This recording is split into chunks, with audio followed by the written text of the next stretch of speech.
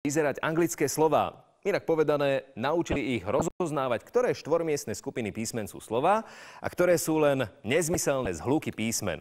Tento lingvistický experiment vraj dokazuje, že zvieratá disponujú kľúčovým prvkom gramotnosti. Rozoznávajú vizuálnu podobu slov. Štúdia francúzskych vedcov nedokazuje, že paviány vedia čítať, len naznačuje, že tieto zvieratá dokážu rozoznať slová a nezmyselné zhluky písmen. Pri experimentoch pracovali so šesticou gvinejských paviánov. Naučili ich rozoznávať štvorpísmenkové anglické slová, ako napríklad talk či vast, medzi nereálnymi slovami typu dran alebo lons. Po 6 týždňoch učenia niektoré paviány zvládli identifikovať vyše 300 slov medzi záplavou viac ako 7800 nič nehovoriacich zhlukov písmen. Úspešnosť opíc pri rozoznávaní reálnych slov výrazne presahovala 50%, čo podľa vedcov dokazuje, že nejde o náhodné výsledky. Priemerne dosiahli 75% správnych odpovedí, najlepší mali až 90%. Experimenty prebiehali v 9 búdkach vybavených počítačmi a dotykovými obrazovkami. Zvieratá do nich vstupovali len vtedy, keď mali chuť. Paviánom vedci ukazovali slová a opice museli správne reagovať. Za každú dobrú odpoveď dostali odmenu. Potom sa začalo testovanie so skupinami písmen, ktoré predtým nevideli. V každom experimente sa paviánovi ukázala štvorica písmen. Pavián sa ich mal dotknúť, aby nám potvrdil, že im venuje pozornosť. Potom písmená zmizli a na obrazovke sa objavila dvojica symbolov. Napravo ovál, naľavo kríž. Pavián mal stlačiť ovál, ak bolo na obrazovke reálne slovo. Kríž, ak to nebolo reálne slovo. Paviánom sa podľa vedcov hra so slovami veľmi páčila. Nemalo to nič spoločné s chápaním významu toho, čo videli na obrazovke. Skôr išlo o tzv. Ortografické vnímanie, čo znamená rozoznávanie písmen a ich pozície v slovách. Pavianom sme ukazovali aj nové slová, ktoré sa mali naučiť. Nikdy predtým ich nevideli, takže by ich mali označiť ako nereálne slová. Napriek tomu častejšie stláčali znak pre označenie reálneho slova. To znamená, že pochopili, čo slovo je a čo nie. Vďaka tomu mohli patrične reagovať na kombinácie písmen, ktoré predtým nevideli. Predpokladáme, že sa orientovali podľa určitých písmen a ich kombinácií, ktoré sa častejšie vyskytujú v reálnych ako nereálnych slovách.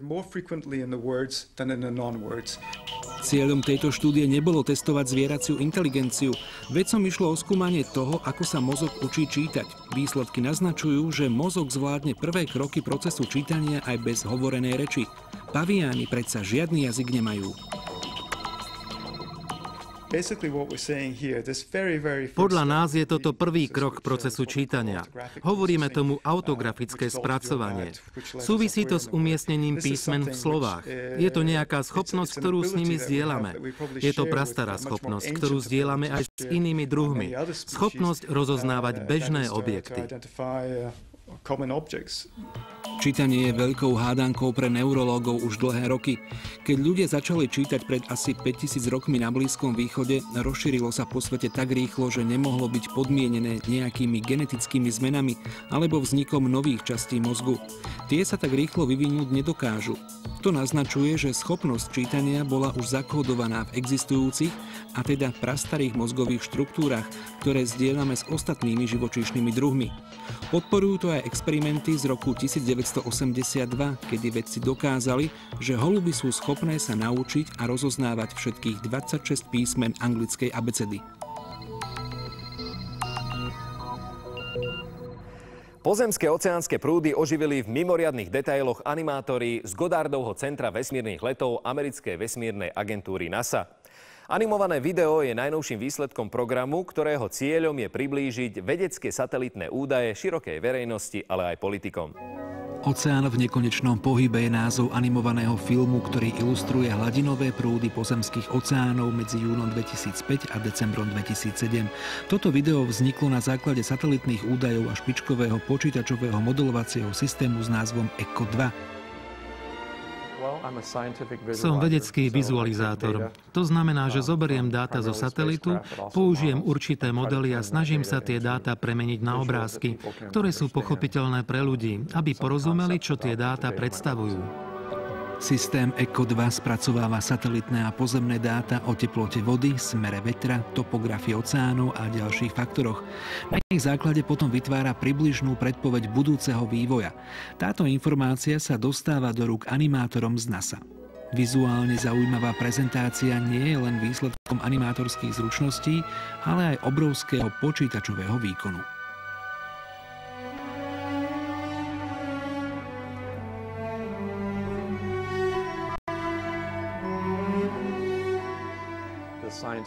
Vedci nám dajú svoje údaje a vysvetlia nám ich. My potom použijeme softvér na extrahovanie dát a vložíme ich do ďalšieho softvéru, ktorý už má taký hollywoodský nádych. Dajú sa v ňom robiť filmy a podobné veci. Podobným spôsobom vznikajú aj iné filmy z dielne NASA. Ďalším príkladom môže byť prehliadka Mesiaca, ktorá vychádza z údajov získaných sondou Lunar Reconnaissance Orbiter, ktorú vyslali do vesmíru v roku 2009. Animátori z vedeckých dát vyčarovali dých vyrážajúce detailné zábery mesačného povrchu. Verejnosť tak mohla prvýkrát vidieť Shackletonov kráter alebo panvu Orientail.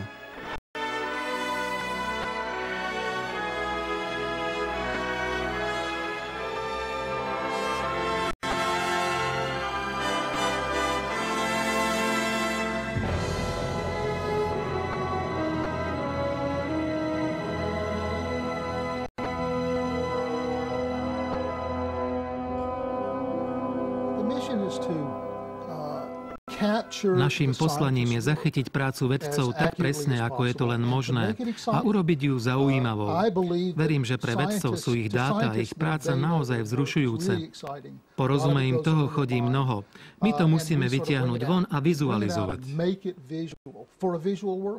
Robím túto prácu už 15 rokov a doteraz som nerobil nič podobné. Takéto modely pred 15 rokmi neexistovali. Len nedávno sme získali dostatočný počítačový výkon, dostatok úložného priestoru, pamäte a sieťové rýchlosti, aby sme mohli takéto veci robiť. Aby diváci ocenili nevídané detaily, animátori predvádzajú výsledky svojej práce na tzv. Hyperstene. Je to sústava obrazoviek s vysokým rozlíšením, ktorá vytvára obraz s rozmermi 5x2 metre. Na najnovšej vizualizácii sa stále pracuje.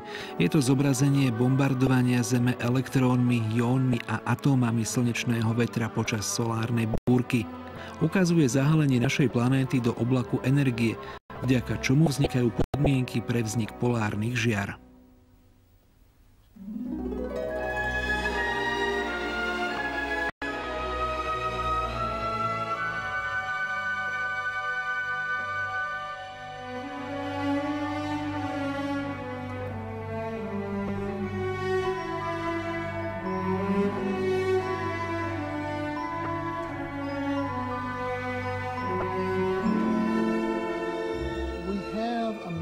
Podľa mňa je to dôležité, pretože našim poslaním v modernom svete je pomáhať ľuďom chápať, ako veci skúmame a poznávame.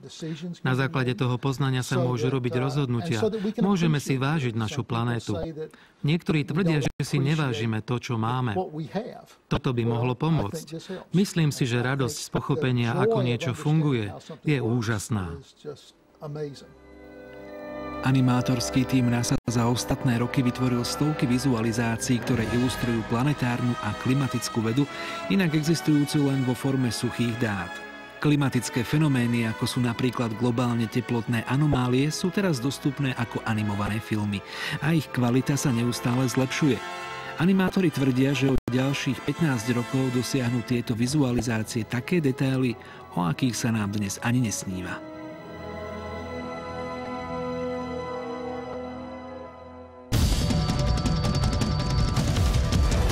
Nová zobrazovacia technika s názvom fotoakustická tomografia je novým nástrojom na detekovanie rakoviny vo veľmi ranných štádiách. Unikátna metóda využíva svetlo a zvuk na vytvorenie obrazov útrob ľudského tela. Vymysleli ju vedci z Washingtonskej univerzity. Tvrdia, že fotoakustická tomografia je nielen presnejšia ako rentgen alebo počítačový tomograf, ale aj podstatne bezpečnejšia. Fotoakustickú tomografiu vyvinuli vedci z Washingtonskej univerzity. Kombinuje laserové svetlo so zvukom a vytvára obrazy nevídanej kvality.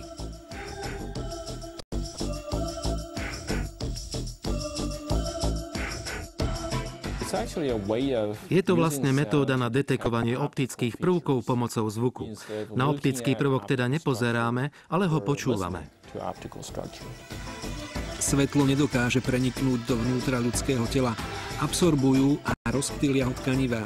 A práve takéto rozptýlené svetlo je základom fotoakustického zobrazovania. Keď rozptýlené svetlo putuje tkanivom, vyvoláva rýchly nárast teploty, čo vytvára zvukové vlny.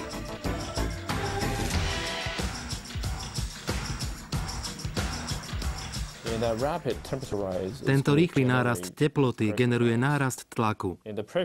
Ten tlak nebude stáť na jednom mieste, ale sa bude šíriť biologickým tkanivom. My dokážeme zvonku tkaniva zachytiť tlakovú vlnu pomocou ultrazvukových snímačov. Zmeraním času svetla, momentu zachytenia fotoakustických signálov, môžeme určiť zdroje zvuku, čo nám vytvorí optický obraz toho, čo je vo vnútri tkaniva. Okrem vysokokontrastných obrázkov tkaniva a orgánov poskytuje fotoakustická tomografia lekárom okno do ľudského tela na molekulárnej úrovni v reálnom čase. Vďaka tomu môžu odhaliť príznaky rakoviny ešte pred sformovaním nádoru.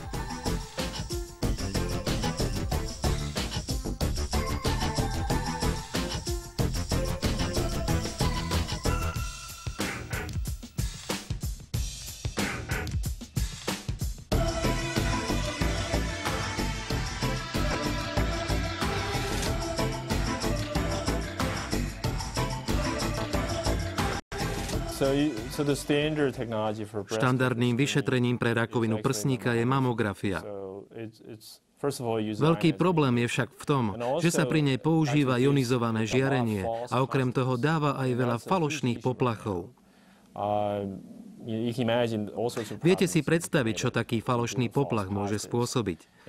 My dúfame, že keď dodáme viac funkčných a metabolických informácií, dokážeme odlíšiť skutočnú rakovinu od falošnej. Pomocou fotoakustickej tomografie môžu lekári zaregistrovať napríklad stopy zvýšeného obsahu kyslíka v tkanivách. To je príznak možného rakovinového bujnenia. Dá sa to pritom odhaliť bez vystavovania pacienta nebezpečnej radiácii, čo je problém súčasných zobrazovacích techník.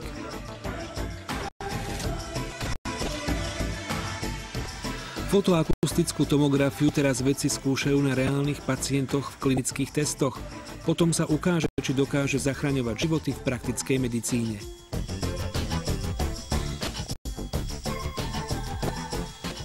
Dnešný Vat je na konci. Ďalšie novinky a zaujímavosti zo sveta vedy a techniky vám ponúkneme presne o týždeň na Dvojke. Zatiaľ dovidenia.